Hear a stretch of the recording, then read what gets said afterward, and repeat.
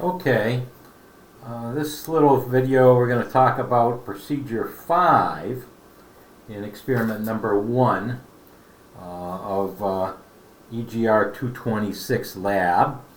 And I've got a lot more wires than I had in procedure 4, plus another component over here.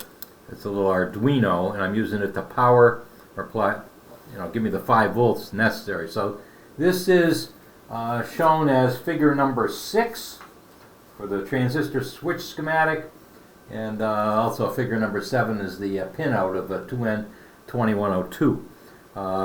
It turns out today you can't find many discrete transistors. I had to rummage around in our parts bin to find them.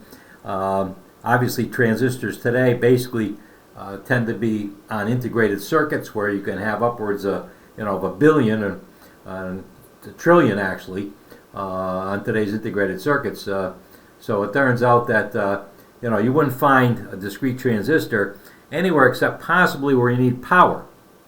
So it turns out, for instance, in something like a automotive electronic fuel injection system, you would find discrete transistors that take and turn the injectors on because they actually have to supply enough power.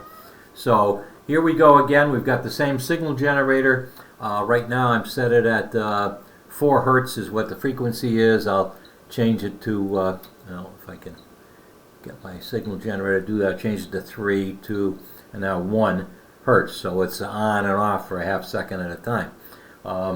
So what's the story in this transistor? Well, a transistor is an electronic device that has gain. So it turns out now, interesting enough, if I take a look at the scope here, you might notice that on the scope face I haven't changed any of the settings, but now instead of having a 5 volts to turn the LED on, all I need is a 1 volt signal, and the transistor amplifies that signal. Actually, it has a current gain, and it turns out that it turns the LED on and off. So a transistor can provide current gain.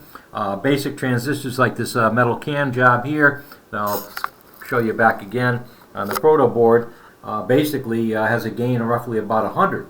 So it will take, and whatever current I put into the transistor, it can switch 100 times that.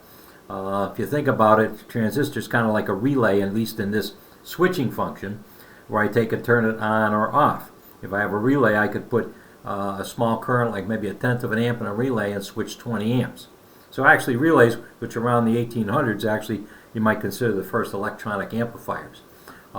Again, if we take a look at the scope, go and put the camera back on it here, and I'll take and turn up the speed at which it's flashing.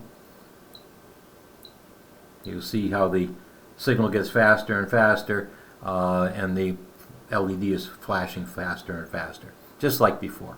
So that's a short video about procedure number 5.